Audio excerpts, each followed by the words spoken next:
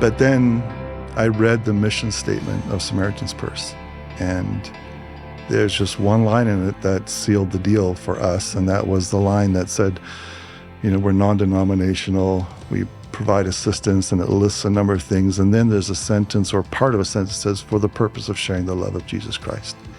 And I knew at that point, this is who the organization that we need to go with, because that's what we can do. Like, we can share the love of Christ. Welcome back to another episode of On the Ground with Samaritan's Purse, where we take you to the front lines and behind the scenes of our work around the world. I'm your host, Kristy Graham, and today we're sharing a conversation with a member of our staff, Kendell Kauffeldt. As a missionary kid, Kendall grew up in Southern Africa, and later in life, the Lord eventually called him back overseas, where he served with Samaritan's Purse as the country director of Liberia. He served for 14 years with his family. In the pressure of an Ebola outbreak in Liberia, he learned how to depend on God like never before. I'm excited for you to hear about all the Lord has done in and through Kendall as he served faithfully. Kendall has served in so many different roles. Today, he serves as Director of Field Leadership and Development at the International Headquarters. And through this role, he equips and provides mentorship for our leaders living overseas. And he continues to tell his story to encourage others in their faith. Thank you for joining us on the ground. So today, I was hoping you could kind of give us your full testimony and how God called you to the ministry and what you've seen over the years.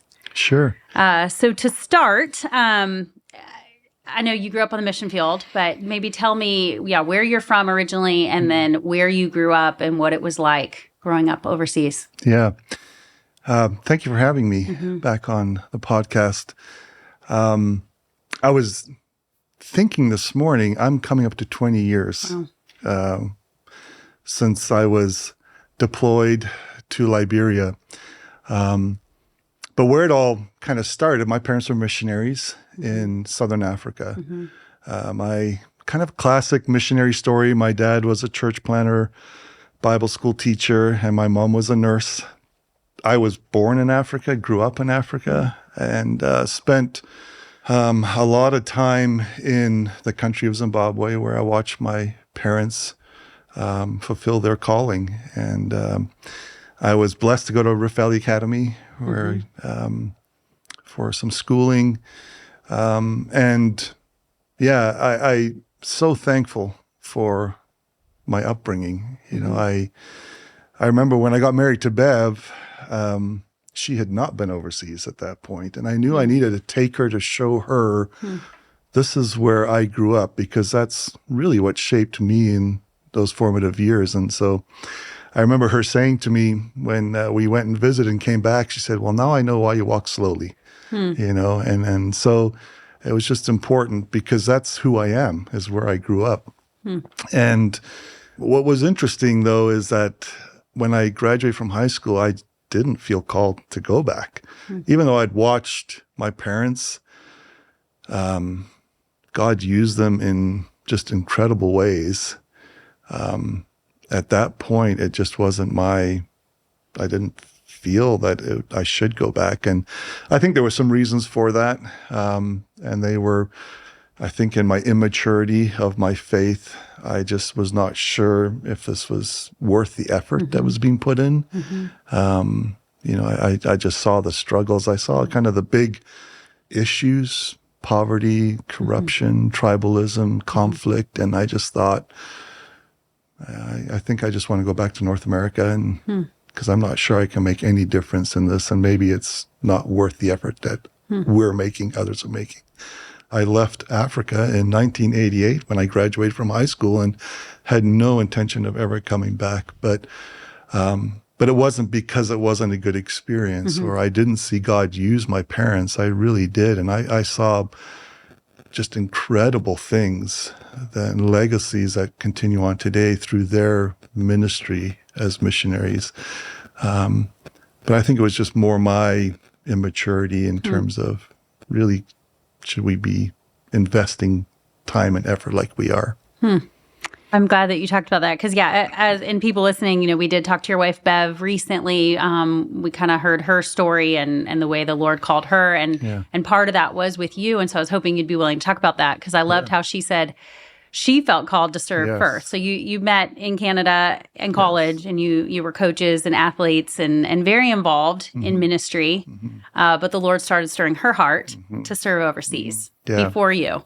And I was hoping you'd talk about this, because I think, when we adopted, I tell people all the time, you both have to be on the same page. If Right. God's calling one of you, Right. pray for Right. your spouse to be united, because I think any step out in faith, God has to have called both of you. Right. And it shouldn't be just a nagging of one of the spouses. So I guess talk to me about those early days, when Bev felt the stir to serve overseas. You still weren't there. How did the Lord soften your heart, or how did he make it or reveal to you that it was time to go? Right. Yeah, Bev, I just love her so much and so proud of her. As I explained, I had no desire to go back overseas. Bev, through a couple of events, and Samaritan's Purse, actually, she was an intern with Samaritan's Purse, and went and served in Honduras and came back. And she told me, and she said, God is calling me to work internationally. And being the loving husband that I am, I said, well, God's not calling me, so I'm not sure how this is going to work out. And Bev is so patient, because there was a period of about 5-6 years where she felt called and I didn't. And I just give her so much credit, because she could have pushed me into something that I wasn't ready to do. But she kept on reminding me of her calling.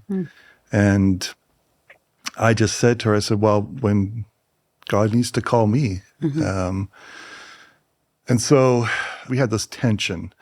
But I was confronted by a missionary that was serving in India. He was my best friend's uncle. I'd never met this person before in my life. And we were at a, birthday party or something. And this missionary to India, he was an older gentleman. He just walked up to me and called me out. He didn't even know me. And he just said, I heard you grew up on the mission field. Why are you not back out on the mission field? And he didn't give me a chance to say anything. And he said, you're afraid. And his words to me were, you're afraid to die. And I was like, I was stunned. And in my mind, I probably was saying, yeah, I am, and he just said, you need to consider what God is calling you to, and walked away. And I remember coming back and telling Bev that, and, still not convinced but then it was a scripture that I read, and the scripture was about just give a glass of water. And all of a sudden it hit me, and the Lord spoke, and I don't have kind of the big writings on the wall, situations when God speaks to me, but there was a clear sense in my heart that he said, you can't fix poverty. You can't fix conflict and tribalism and corruption. Leave those to me. All I want you to do is go and give one person a glass of water. Go and love one person. And so the combination of that missionary gentleman just calling out some of the issues that I was dealing with, and then that just impression of, we're not called to take care of these massive issues. God was calling me just to go and love one person. And I shared that with Bev. And we were coming back from an appointment. I don't remember what it was, but we were in the car together. And I told Bev kind of the impression that God had put on my heart. And then I said, Bev, I'm ready to go. And she said, pray about it, because if you're saying this, it better be real, because I know I'm called, but you better sense it. So there was maybe a couple weeks, and I came back. I said, no, we're going. Let's go. And she said, all right. And we started looking at organizations. But then I read the mission statement of Samaritan's Purse. And there's just one line in it that sealed the deal for us. And that was the line that said, we're non-denominational. We provide assistance, and it lists a number of things. And then there's a sentence or part of a sentence that says, for the purpose of sharing the love of Jesus Christ. And I knew at that point, this is who the organization that we need to go with, because that's what we can do. Like, we can share the love of Christ. If God wants to use us to do different things that we do, that's great. But the reason we're here is to share the love of Christ. And when I read it, this realization came to me that is humbling, that God has allowed us to be part of his eternal plan for people that he brings into across our paths. And so the thought of doing a project that might affect somebody's life eternally just was like, sign me up, let's go. And so that's kind of the Coles Note version of how we, in 2004, applied with Samaritan's Purse. And we were heading to Angola, and we were asked to come to headquarters. And we met with the director of projects at that time, Mr. Don Norrington. And John Fryler walked in beside me, and he said, there's a change, and we want you to go to Liberia. And so I learned something about Samaritan's Purse then too, that things change. And that's how we ended up going to Liberia on January 5th, 2005. Wow. So many things I want to talk about, but thank you for sharing all that. I love the way, and I love how you said it took time, because I think some people will see and hear about you and Bev and think, wow, I want to be like them, but the Lord, it took time. Yes, you have served faithfully for many years, and the Lord has used you, and you've been obedient, but it didn't happen overnight. Right. And so I love people hearing that, because I think, and then I think of Mary and Joseph, how he spoke to them both privately through an angel, to prepare them. And I think it's good for all of us to stay humbly relying on the Lord, in marriage or whatever we're called to do, asking the Lord every day, what do you have for me today? Because I think we can get prideful or get closed to things out of fear, and it's interesting hearing you, because I think being a missionary, serving overseas would be easy, but as you mentioned, you almost know too much. And I just think of me, even having been with the military, I love it, but the thought of my boys or even my daughter serving, I think I know so much that it does scare me a little more, but it also, so there's good to be naive, but there's good to know what you're going into. So I think you probably were more intentional in praying. If I'm going to go, I have to be called. So there's good and bad. So I guess it's neat to see God can use all of us, because Bev didn't have overseas. She didn't grow up with that. You did, but it was, the Lord had to call both of you. So I think that's encouraging for all of us to hear. God, our background doesn't always direct what we do. Right. But sometimes he does use that experience. So, so your first calling was to serve overseas in Liberia as the country director.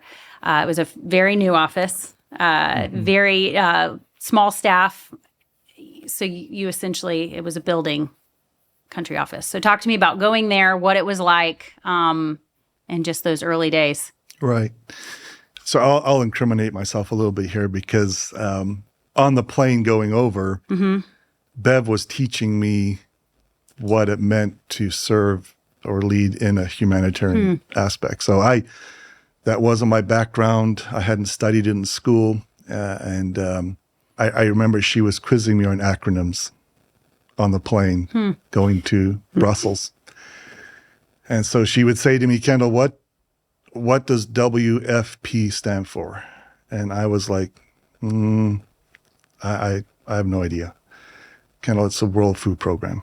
It's a UN arm. And so I say that not because we should be prepared and we should know, but I say that because anything that we did in Liberia under my leadership was not because of my education or my experience. It was truly just God and his grace. I quickly learned a lot, very quickly, and I wouldn't encourage that to be the entry point for, but that was my entry point. And so when I got on the ground, it was a very small office, and we had 2 national field staff full time, and then there was Bev and I, and our house was our office. And so we used to push aside the furniture in the living room and pull out the desks, and it would be our office from, 7 in the morning till 5 at night. Then we'd pull out the living room, and first devotions, we had 4 people. And I just knew that I just want to do things that honor our mission statement, which is to share the love of Jesus Christ. And I determined that anything that happened, we would give God the glory for it. And so we just started to see where there was opportunities. And the first opportunity that came our way was we were working with an orphanage that was taking in children who had lost their parents during the war. And there was this Liberian lady, her name was Mama Fita, and she just walked around and grabbed kids that were orphans and took care of them. And then Bev being water educated, and so we started programming biosand water filter. And then we saw opportunities to provide livelihoods for those that were returning from being displaced because of the conflict. And so we started doing sheep and goat projects. And we just, every time I remember we would get an approval, we had this poster up on our office where it just said, "To God be the glory." And we'd write, "We just got approved to buy a Land Cruiser, to God be the glory." We just started a project for, we thought was big time, $20,000 to do, sheep and goats, and just determined to honor the Lord in what we did and tell people about Jesus and give him the glory. And that's really how it began, and started hiring good people, good staff. And, my mind goes back to some of the early staff members that we hired, and I just thank the Lord for bringing them with us, to serve with us. And so to look back and see what God did, it had nothing to do with my ability, because I came into it with very little. But it was a determination as a team to tell people about Jesus and give him the glory. And things started to roll. And I think that's, there's some importance to that. Momentum starts to build, and you start to trust the Lord. You start to see more opportunities. And so we became part of a consortium and implemented a large grant for the U.S. government. And we just always came back to that core of who we are. We're missional about the gospel. And so, as I look back now, I'm just thankful that I didn't know a lot, because maybe I wouldn't have been, reliant on the Lord the way I should have been. The first couple of years, from going from 2 staff, all of a sudden we had a staff of 300, 400, multiple programming. I recall kind of bumping into other organizations, and it wasn't working. So we went to the extreme furthest places in Liberia, and people mocked us for it. They said, "Well, you can't program there. You can't even get there," and just felt that the Lord was calling us to be where nobody else could get to. And that was all part of his providential plan. As I look back on it, we were working up in Foya, and that was where case 0 of the Ebola crisis was 5 kilometers from where we were working. And so when you look back on it, you can see how God has directed that.